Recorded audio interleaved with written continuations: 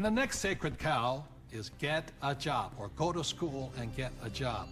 Now, the problem with getting a job is, who do you think pays the most taxes?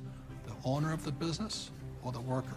To that, I'll turn to my accountant here, Tom. Well, it's clearly the employee who's paying the most taxes. And you know, I started as an employee right out of school, and I was paying high taxes. Even though my job is to reduce taxes, I was paying high taxes. And then I started, I know, ironic, isn't it? and then about 15 years ago, I started my own business. I started my own CPA firm, and I was now self-employed, and I was even paying more taxes. So it wasn't until I started acting like a bigger business and was really a significant sized business that I started paying less taxes. And it's because it's the business owners, and it's the entrepreneurs, and it's the investors, the active investors, that really pay the least amount of taxes. Time out. During this program, you'll hear a lot about ESB&I, also known as the cash flow quadrant. E stands for employee. Employees have a job. S stands for self-employed, small business, or specialist, like a doctor or lawyer. These people own a job. B stands for big business, 500 employees or more, and these people have other people working for them. And I stands for an investor, and investors have their money work for them. Now, my poor dad always said to me, go to school and get a job, and he wanted me to become an employee or a specialist like a doctor or a lawyer. My rich dad said, if you want to be rich, you have to be on the business owner or the I side. And that's the difference between my rich dad and my poor dad. If you look at the cash flow quadrant, you have the E, S, B, and I. The people that go to school are on the E and the S side. The S stands for specialists like a doctor or a lawyer, and E's are employees. But doctors and lawyers pay the highest taxes, right? Oh, by far. It's those people that are self-employed, because not only are they paying the highest income taxes, they also get the privilege of paying Social Security taxes and Medicare taxes on everything they earn. So they're paying extra taxes just to be in that S quadrant. Right, so when you go to school, again, there's academic and professional. You go to school, and my mother wanted me to be a doctor. If I had followed in that footsteps, I'd be paying the highest tax possible.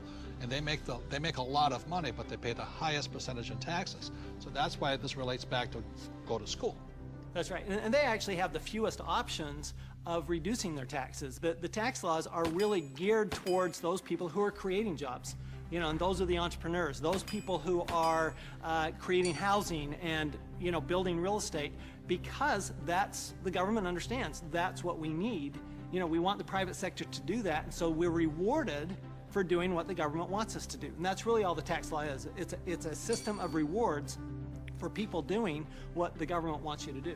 Plus, you know, the other part of it too is this whole idea of getting a job. There was some kind of a myth out there that goes with get the job, get a safe, secure job.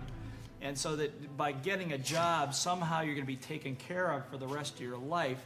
And all you got to do is pick up any paper to see how many tens of thousands of people are losing their jobs. There are no safe, secure jobs. And now we're competing with India and Asia for jobs that were sacred to America at one point in time. So this whole idea of having a job that was secure is probably the most insecure thing you could be doing right now. The idea of a secure job is an industrial age idea. Exactly. The only option is put into your head is go get a job. And I wasn't around, brainwashing. Yeah, I wasn't around entrepreneurs. I wasn't around business owners growing up. I was around employees. When I first started my company 15 years ago, I went back to my class reunion, which is always an interesting thing. And I remember saying to them, yeah, you know, I started a company about 5 years ago, and they looked at me like, oh, and some of them even said it. They go, you're so brave. And I'm thinking, you know, I've had this company for 5 years now. That is the longest I had ever worked anywhere.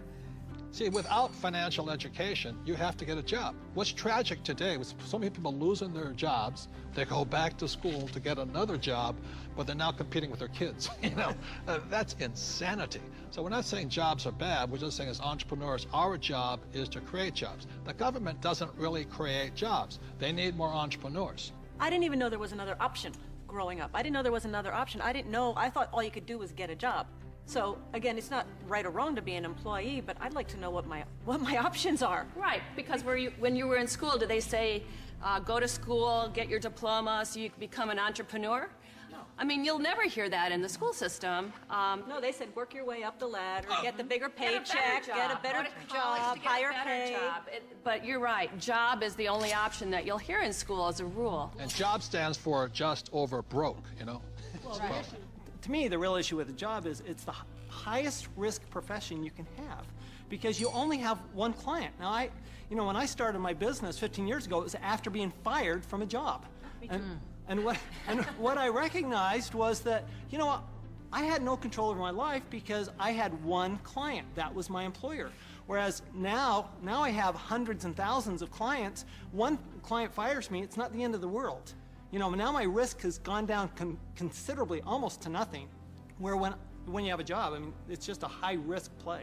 Plus, the other thing is you're in complete control. That's the piece that I like. I like being able to, if I lose a client or You're an entrepreneur because nobody would hire you. I'm unemployable, there's no question. Tell the truth. But it's nice, like if you're going to lose some business or you do lose some business, you can go out and generate business and fill that gap. Financial security is more important than job security. Time out. E's and S's get punished for making mistakes, or they lose their job. B's and I's get richer from their mistakes because they learn from their mistakes.